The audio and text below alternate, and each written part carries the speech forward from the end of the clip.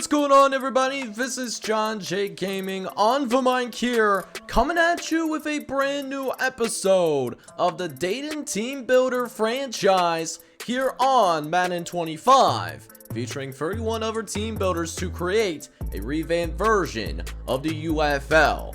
Our Dayton squad here in year number 3 is off to a surprisingly slow start here in year number 3, right? Because while we've been competitive in both of our games so far this season, we have still not yet won a single game here in season number 3. And these next couple of games, we gotta find a way to get ourselves back on track, because we take on Vegas on the road this episode. We will have a full game of that. Want to come out here and get a win for this game, and then the other game that we're going to play as well, which is this Tampa Bay Bandits matchup. So want to get our record back to an even 500, especially since we've already dropped a divisional game this season. So gonna be a fun one here, guys, as we are going to have multiple games in this episode. Hopefully you guys are excited for it.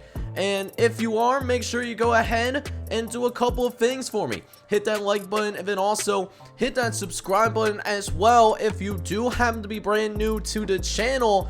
But before we jump into any of the game action, we got some negotiations for contracts that we got to take care of real fast.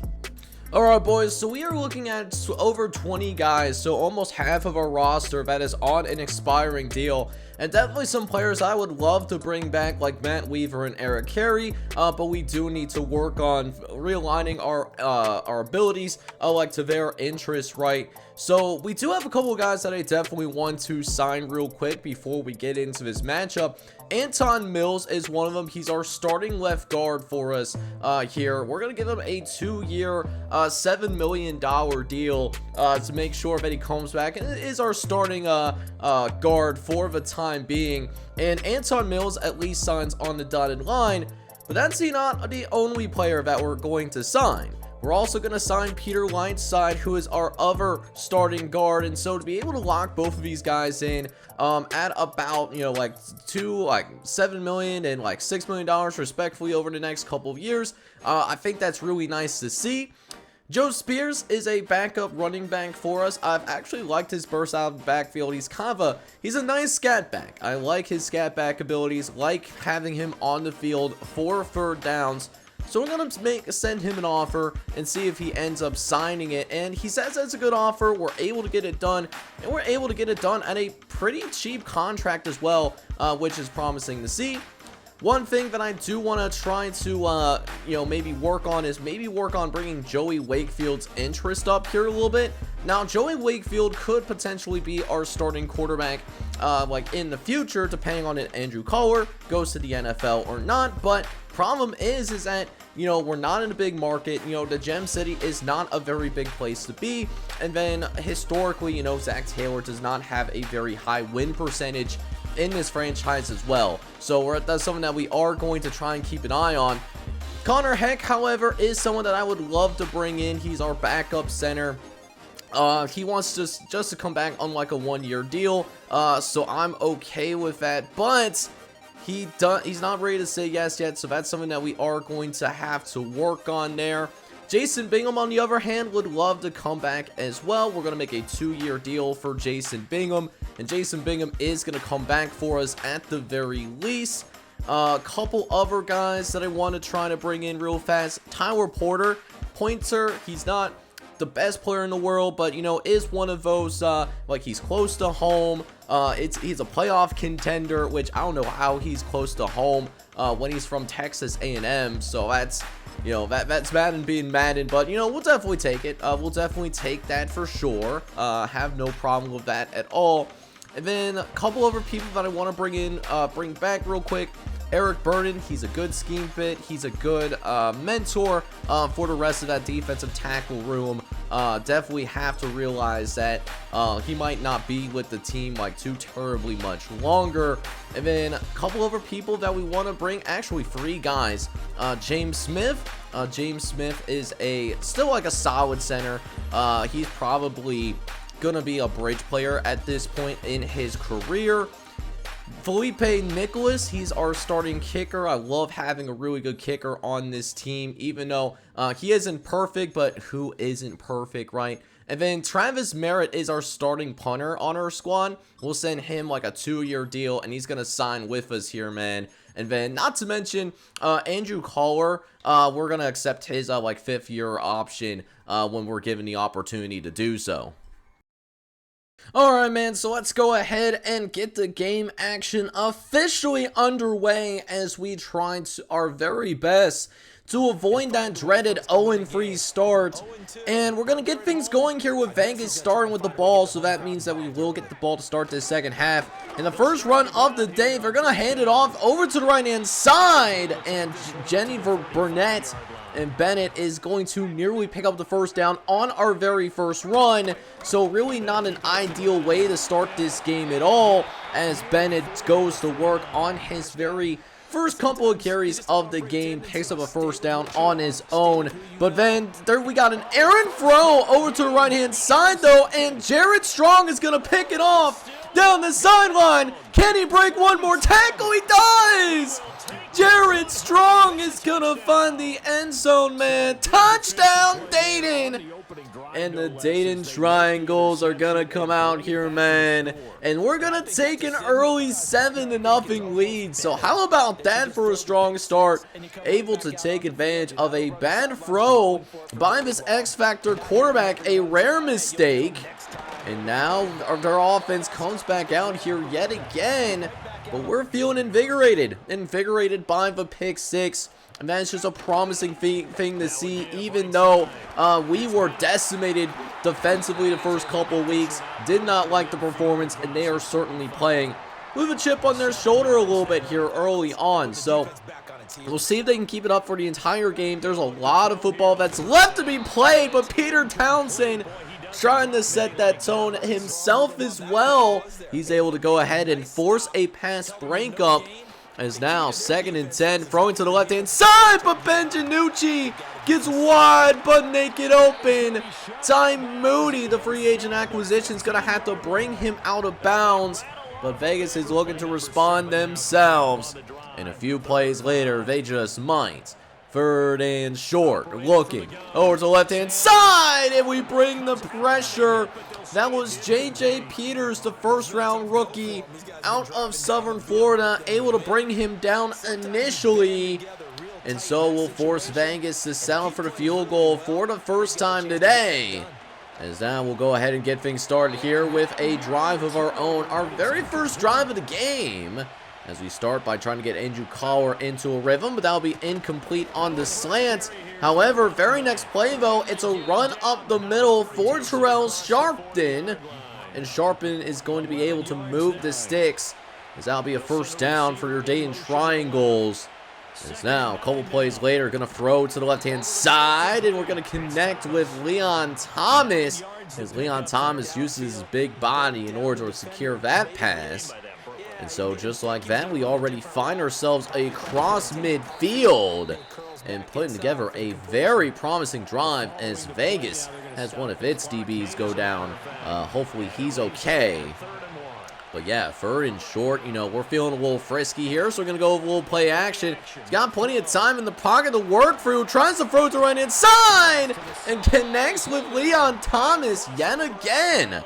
Nice job by Leon Thomas, able to work back to your quarterback a little bit, as that will put the Dayton Triangles on the verge of a red zone opportunity, as we'll try to throw again to the right-hand side, but this time nearly ends up being intercepted. We're actually very fortunate we still have the ball in our hands right now, so we'll have a chance to run up the middle, and Terrell Sharpton's going to take this all the way to the end zone.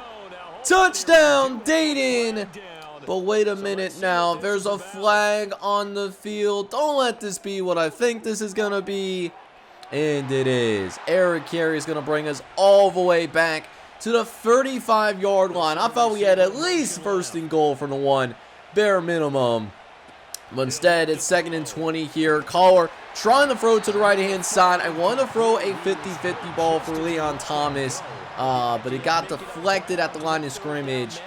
So now it's 3rd and 20 from the 35-yard line. Just trying not to get hurt here. Throwing over to the left-hand side, and probably should have maybe put a little bit more air under that ball.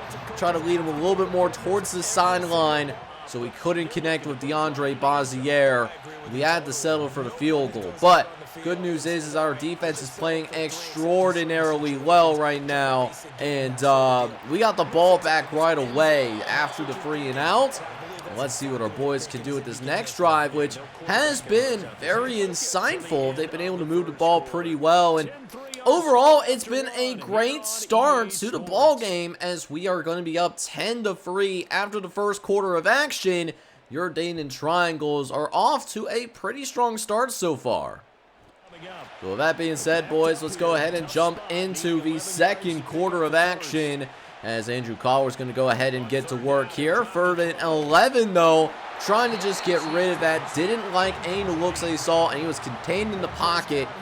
So we had to go ahead and punt that ball away, but we do force Vegas to go 3 and out once again, though. So already 2 3 and outs forced by our defense. Again, just extremely promising to see that we're able to get some good work done in terms of getting some stops consistently on defense. But now let's see if we can build onto this lead here as we go with another play action. 3rd and short. We're going to throw over the middle here, and there's Leon Thomas, able to be like a power forward in basketball, boxed it out in the paint, and is able to get his man boxed out for a huge play downfield. Now in Vegas territory because of that, and that's just going to be even deeper now. No Diddy, as Sharpton picks up the first down there on the ground, as we find ourselves inside the 30-yard line. Collar throws to the right-hand side and throws a tough ball to his star tight end, Grayson Heidick. And Heidick nearly picks up the first down for Dayton, but instead it's going to be 3rd and 1, where we'll pick it up on the very next play anyways. Terrell Sharpton doing an extremely good job running the ball, and really this offensive line going to work here against the Vegas front 7. And that's going to continue as Sharpton is going to walk in completely unopposed into the end zone. Touchdown, Dayton. And we will expand our lead further. We're now going to be up 17-3 your score. And so we're up by 14 now. Biggest lead that we have had this entire season so far. So let's see how our defense in particular handles success going forward. 2nd and 4 coming up, as they're going to go with yet another play action, trying to send this one deep downfield. And Dianopoli is going to make another big catch down the right hash, as that will put the Vegas Vipers with their best field position of the day, as Nick Cotton is going to make a tackle on this very next run here for a short gain. Is now 3rd and 5 coming up, as we try to make sure we keep Vegas out of the end zone. Looking over to the right-hand side, and that's caught for a completion. We hesitated a little bit there because I thought there was going to be a deeper route, and I just didn't trust the defense behind me there. So Vegas picks up the first down because of it. And now Vegas really in some business, but we're going to bring them back quickly, though, as Cameron Spencer is going to be able to lay some lumber on this quarterback, and Cameron Spencer is going to be able to go ahead and get a big-time sack. So that will eventually set up 3rd and 21, and they tried to throw for it on that 3rd and 21. Definitely not surprised by that at all, but we forced this quarterback to throw this ball away. And, you know, things are looking good, or at least things I thought were looking good. Although we end up going 3 and out ourselves as we try to run a little bit of a 2-minute drill. Instead, Vegas is going to have the ball and probably have one more shot at the end zone before halftime, at least on this particular drive. But it's going to stop here quickly as well. Nick Cotton is going to be able to make a turnover happen, baby. Let's go, man. Nick Cotton finding the another turnover. He was fighting that position battle in a couple of episodes ago, but hey, he's coming out here and responding extremely well. And so 51 seconds left before the half, but still have all of our timeouts, so we can be a little bit more aggressive if we wanted to. So let's see what our boys can do here, knowing that we can be more aggressive. 3 timeouts left. Collar throws the right hand side, and we were looking for Grayson Heidick, but it's going to be incomplete. So now it's going to be 3rd and 2. Collar sending Dazier into the motion, dropping, looks around, and finds Grayson Heidick for the first down. And so we'll use that as an opportunity to take our first timeout.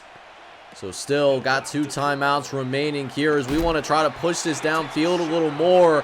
Wanted to go deep downfield, or at least deeper downfield for Darrell Sharpen, or not Sharpen, but Leon Thomas. But instead it's going to be 3rd and 12. We'll try to throw one more time here. And we just got beat across our offensive line there. We will end up punting this ball away. Don't want to risk it for the biscuit. And yeah, man, what an excellent first half of action that we have for us right now, man. As we are going to be able to get a 17-3 lead. And we're going to be able to take this right into the locker room. So even though we did not score at the end of the first half, one thing that we do get to do is that we will at least be able to force these guys to, possibly do a little bit of double dipping here. We had the last score before the end of the first half, and now we have a chance to be the first score of the second half. But first, we got to pick up this 3rd and long, though, as Collar wants to look downfield and wanted to try and scramble upfield there, though, but just completely missed his receiver, and not really a lot of running lanes, per se. So ends up having to be that we will have to go ahead and punt on our first drive to start the second half, but that's all right. We're playing extremely well defensively. We just got to keep that going, and at least above everything else, let's keep everything in front of us, because what we do know is that time is actually working our favor for the first time this season, as we're going to go ahead. We almost stopped the run there, but with that being said, man, 1st and 10 coming up from the 28-yard line. Thought we got him short of sticks, but the refs did end up disagreeing. So now they'll go ahead and go right back onto the ground game. And this time, Cameron Spencer brings him down. A little bit of pushing and shoving after the play, but these officials are letting the both of these teams play. Not a lot of the I guess what you call the ticky-tack fouls. Is we give him a massive play on 3rd and 4. Dianopoli able to expose us badly here, man. You hate to see it. So with that being said here, 3rd and 6, JJ Peters going to go ahead, take that route from Dianopoli, but we still almost give up a touchdown anyways, and it was extremely close, guys. I'm going to be honest with you. The play was actually reviewed, but the play does end up standing. It remains being a incompletion, as listen, I mean, we had a great first half, but now we got to wake up a little bit here. We got to pick up at least 1 first down here. Let's get some points on the board, as Collar's going to look over the middle of the field, finds Leon Thomas, and gets to about the midfield logo for a big play as we get into the closing moments here of this first quarter of action. However, we didn't do anything since then, so now it's 3rd and 16, facing some pressure, wants to throw over the middle, and Leon Thomas drops it. Oh my goodness, he had a chance to pick up the first down there, although it probably would have not mattered because that would have been considered the end of the quarter, and so, or that would have been a holding penalty on Isaiah Connor anyways. We are now in the end of the 3rd quarter, so we have a chance to get our first win of the season. We'll see if we can make it happen. Alright, boys, so we ended up going ahead and playing that ball away because it was a 4th and 16. Vegas has not found the end zone all day so far, so let's see if we can keep it that way, as the rookie JJ Peters cannot bring him down. So Instead, Nick Cotton's going to have to go in there and do the dirty work. So now it's 2nd and 5 coming up as their quarterback's going to scramble out of the pocket. And the second-year safety, Chris Gentry, was so ready to light Sanders up like a Christmas tree, but smartly sliding down, though, as now Vegas is cooking with possibly their best drive of this entire game so far. I mean, Sanders has largely been held in check here with those 2 interceptions and less than 200 yards passing, but Sanders really starting to find a rhythm here in this 4th quarter of action, as he'll find Schultz for a short gain as well. However, on the very next play, though, 2nd and 4, and Vegas goes in a 5-wide set. They're going to throw over the middle as they find a soft spot in our cover 2 defense, as that will get them inside the 30-yard line. So that now makes it 3rd and 7, as they'll try to set up a little bit of halfback alert kind of RPO, but we're able to get around that pretty easily. And we force Vegas to settle for yet another field goal. So Vegas is down 17-9. So for all intents and purposes here, 6.5 minutes left in this game. If we're able to put up one more point on the board, even a field goal, another field goal at the very least, could realistically put this game completely out of reach. We are definitely in a position to do that. And after a huge completion to DeAndre Bazier, we're certainly right there with it as well, as we have a chance to really close this game out. And this running game has been doing some pretty good work, but we do end up seeing one of our receivers go to the sideline, because they both end up not looking too good there. That wasn't DeAndre Bazier, it was Will Hunter. So now Jason Brigham comes into the game, and didn't like the looks that I saw there. We have the clock on our side at the moment, so we'll take the sack. I don't love taking sacks, but in that situation, it's probably the best that you can do. As now we're getting under 4:30 left as we try to throw to the left-hand side, tossing it up for Grayson Heidick. But there's a flag on the play. There's a flag on the play here yet again. They're going to call holding against us. The starting center, James Smith, going to be dinging for the penalty. And so now that's going to make it 2nd and 28. We do pick up a few yards off screen, but still 3rd and 25. Not ideal. And then this is even worse. Andrew Collar puts the ball on the ground. Oh my goodness gracious. I mean, the worst thing you could have done there, at least just take the sack. Just trying to do a little too much there. And now Vegas actually does have a chance to tie this game. What a change in events here. As now we'll see what the Vegas Vipers can do. And they're going to try to do something that they haven't done all game long, and that is to actually try and find this end zone. They've been pretty blind when it comes to that, like your average pro sports referee. Now, with that being said, though, Vegas got the keys out on the strip because they are putting together a drive right about now. As now, under 2:30 left, Sanders drops back, looks to the right-hand side, is immediately met by Niles Cotton, but the catch is still going to be made. So a good 7-yard play there, as this will be one of the last plays before the 2-minute warning, or at least first play after the 2-minute warning, I should say. Does count. They get the first down there, and then they're gonna actually run it here, which I thought was really interesting, except it works out beautifully though, as their running back is gonna be unopposed, and John Bennett is now just 2 yards away from tying this game up after being down by 14, as Sanders is gonna run for it on the 2-point conversion, and Paul Hitchens cannot meet him soon enough. So a 5-play, 58-yard drive for the Vegas Vipers means that we will see this game knotted up. And beyond that, that is actually going to bring the end of regulation. Vegas has all the momentum right now, as we have given up 14 unanswered since starting the second half.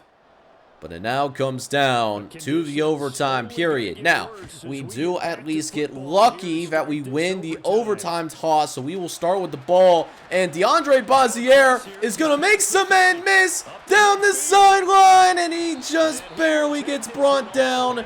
Looks like just outside of the 30-yard line. So for all intents purposes, 32 yards away from coming out here and winning this game once and for all.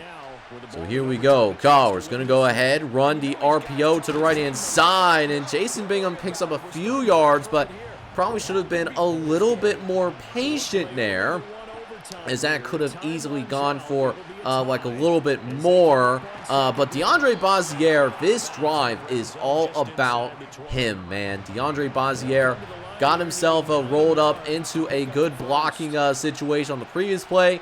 He gets the first down there, and then a couple plays later, his quarterback's going to step up in the pocket, and Collar, he wants the touchdown right now and just can't get there.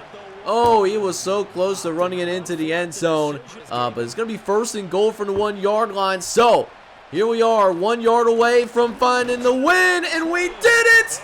We get the first win of the season. Terrell Sharpen. Sharpen is going to find the end zone. Touchdown, Dayton! And the triangles are going to come out here, man, and we will win our very first game of the season, man. Let's go! Dayton is no longer gonna be a winless team in the UFL, as for the second time in 2 years, they take down Vegas. So truly a back and forth affair, as it was not our offense that was going to carry us to victory today. It was actually our defense that actually did it for us, as we had less than 300 yards of total offense today. But because of our ability to get multiple turnovers and special teams coming through in the right moments of this game, we are able to come out on top and get our very first win of the season, which I love to see. Now, Andrew Collar did not have the best of games today, but he did, for the most part, took care of the ball. 15 for 26 today for 173 yards, but he did end up losing a fumble in this matchup, so wasn't the greatest thing to see from a passing standpoint. However, what we did manage to see, though, was that we did get the most production out of our running game this entire season. Terrell Sharpen, who has been our primary back, been a bridge player for us. He had over 80 yards and a couple of touchdowns today, and that includes your game-winning score. Andrew Collar did also have a couple of nice runs as well, in spite of putting the ball on the ground a couple of times. One of those fumbles he did end up losing, and then we tried to get DeAndre Bazier on a jet sweep, but that just didn't really work out. Now, for the receivers, our receiving game was it was very vanilla today, it seemed like, because we weren't really doing a great job of consistently finding passing lanes for our quarterback. Now, Leon Thomas did have a solid game today with 5 catches and 66 yards, but DeAndre Bazier is showing that real potential to be that wide receiver 2 on our team, as DeAndre Bazier is going to have 5 catches for 60 yards in our matchup, so that's really good to see. Will Hunter did get hurt, but had a couple of nice catches in this game, and the same could be said for Grayson Heidig as well. But the story of this first game has to be our defense, absolutely. The way that our defense handled themselves after being torched in the first couple of games of the season. Niles Cotton has to be player of the game and could be the conference player of the week defensively, as Niles Cotton had double-digit tackles plus an interception. Plus, not to mention, he had help from our linebacking core, as Cameron Spencer had 8 total tackles, as did Paul Pitchens as well, which is nice to see.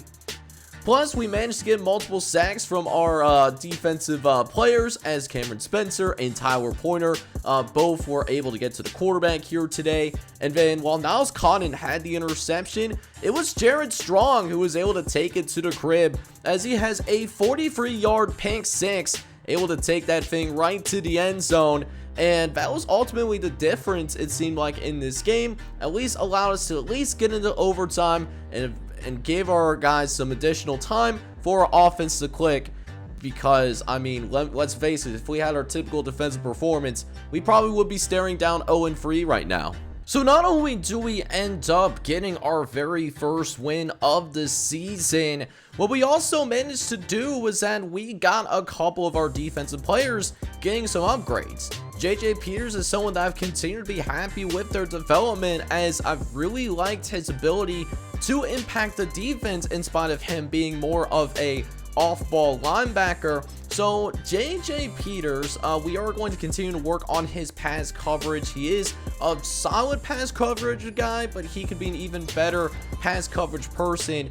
And while he stays at that 78 overall for the time being, he does get a +3 to man coverage and a +2 to zone coverage as well. Plus, we do end up finding what his development trait is. He is a star development trait, which I honestly found he could be a superstar with the way that he was moving through quickly, but we're still happy that he is a star trait guy. And then Jared Strong, one of our backup corners, and had that pick 6 for us. He's going to get an upgrade as well. So we are going to work on his zone, because we do like to be in zone more often than what we like to be in man coverage. And so he is going to get a 73 overall now with the temporary boost. Plus he is going to have a +3 to tackling and a +2 to zone coverage as well. The 24-year-old from Mississippi State is turning into a solid contributor. But those two players that we highlighted weren't the only players to get upgrades, as after we advanced a week to get ready to play our next game, we did get a couple of other upgrades. DeAndre Bossier, one of our custom wide receivers, was that person, and DeAndre Bossier, we're going to work on his slot abilities. And just like that, DeAndre Bossier showing out as a solid player for us, not a liquid or a gas. He's going to get a +2 to medium route running here, as the 24-year-old from Wake Forest continues to show some nice abilities, and I think he plays higher than that 71 overall, to be honest. As for Jonathan Sullivan is one of our backups on this roster, you know, at that outside linebacker position, but could be groomed into a starter someday. But it starts with really working on his pass coverage abilities. Johnny Sullivan, then we are going to work on said weakness, and he's going to get a +2 to zone coverage, as he is going to jump up to a 69 overall, which is actually pretty nice, as the rookie from Oklahoma is showing out to be a solid player. And then the last person getting an upgrade is Shelton Ferry. Now, Shelton Ferry was someone that I don't think I remember seeing on the field that much, if at all, but does make his appearances on special teams. We'll work on his zone coverage for right now, as he'll get up to a 66 overall after the upgrade, thanks to a +2 in zone coverage.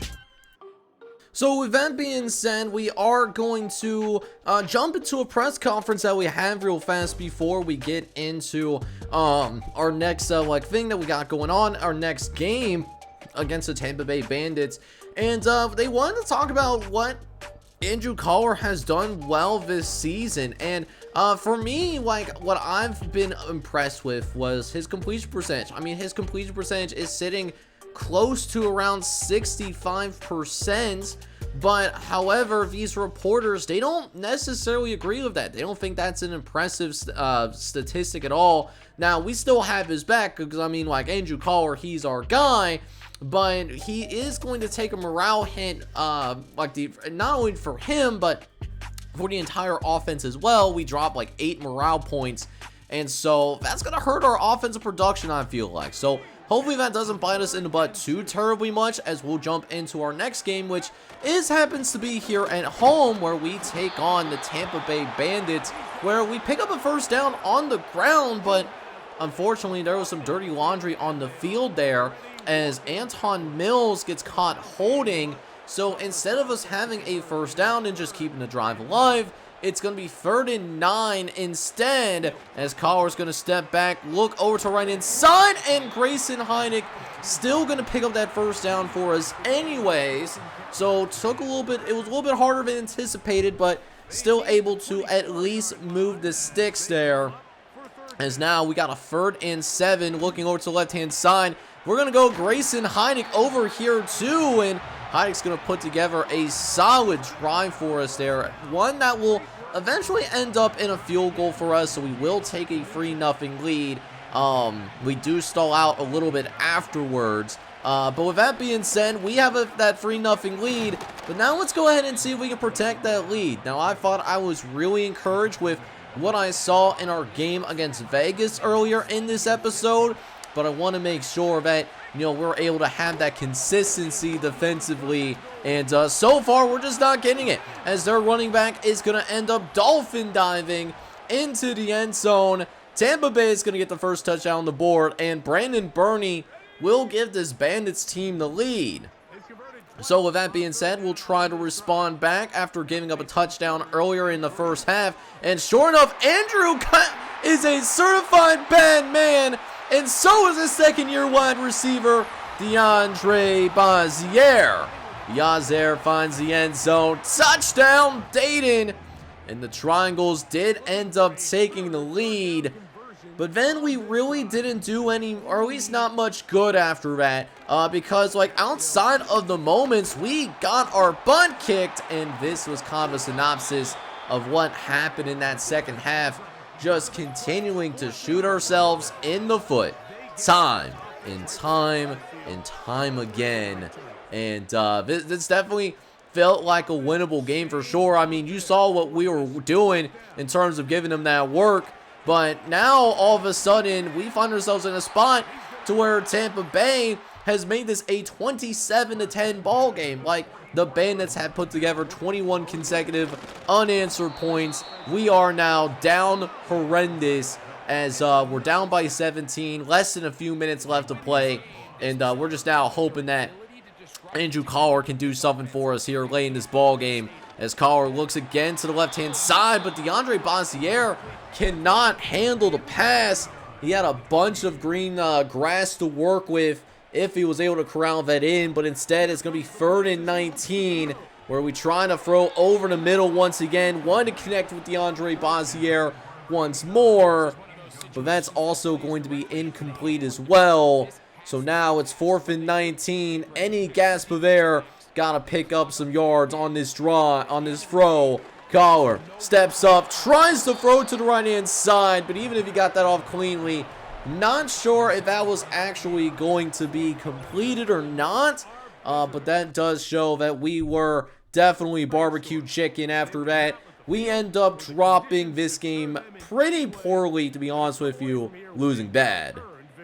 So after an exciting victory that we had, we just completely dropped the ball there in the second half, as Tampa Bay is able to get 17 unanswered, which means in the 3 games that we've just played the moments versus actually playing the full game, we are actually sitting at 0-3 in those types of games. So it seems like it's going to be one of those years where unless we play the full game, we are going to struggle to come out and get the wins that we're looking for. And to be honest with you, Andrew Collar is part of the problem, or at least it was part of the problem with this game. 22 for 36, so he was efficient, but he threw multiple interceptions, he lost another fumble, and he only threw the 1 touchdown pass to DeAndre Bazier on the way to 259 yards passing. When we lose the turnover battle like this, we're not going to win very many games. It also doesn't help when we were down as much as we were, we couldn't really get that run game going. Sherrell Sharpen led the way, but he only had 20 yards on the ground. Joe Spears was marginally better, although I would say that he was not that much better, so to speak. Receiving wise, DeAndre Bazier did lead the way for us. He looked pretty good out there. He had 5 catches, 88 yards, and a touchdown. Grayson Heineck was also a solid receiving blanket for us with 7 catches and 78 yards, but it seemed clear that Leon Thomas may not be built to actually being a wide receiver 1 for us. Defensively, Paul Henchins did his best. He led the team in tackles with 9 total tackles, and then JJ Peters was second on the team with 6 tackles. We even did a pretty good job getting pressure. I mean, Matt Weaver had multiple sacks, Cameron Spencer had 2 sacks, and then Daryl McLeod also had a sack in this game as well. The problem is we didn't force any turnovers, and because we put our defense in multiple compromising positions, we weren't necessarily setting up our defense up for success either. So, I mean, listen, did the defense play great? No, but I also don't think it was their fault that we lost at least this particular game. Now, with that being said, we are closing in on our bye week. Our bye week is supposed to happen soon, so maybe if we could like limp into the bye week, we could figure some things out. It is so critical that we come out here and win our next couple of games, and one of those games actually lies within our division. The Columbus Destroyers are coming up, but I'm going to save this for the next episode. So next episode, what we are going to do, we will jump into the entire Columbus game, see if we can come out on the road and get it done. And then we'll also play the moments of the Orlando Guardians game, because I think that's a 1 o'clock game that is, you know, on the road as well, I want to say. So hopefully we can come out next episode with a couple wins. But as we progress through the season, I will say that I hope you guys are enjoying this series, and I hope that you enjoyed this particular episode. If you made it all the way to the end, then you are definitely the real MVP. But with that being said, guys, this is John J Gaming on the mic signing off. But if you enjoyed this video, make sure you go ahead and do a couple of things for me. Hit that like button, and then also hit that subscribe button as well if you do happen to be brand new to the channel. This is John J Gaming on the mic signing off, but hope you guys are all out there having a good one. Take care, everybody.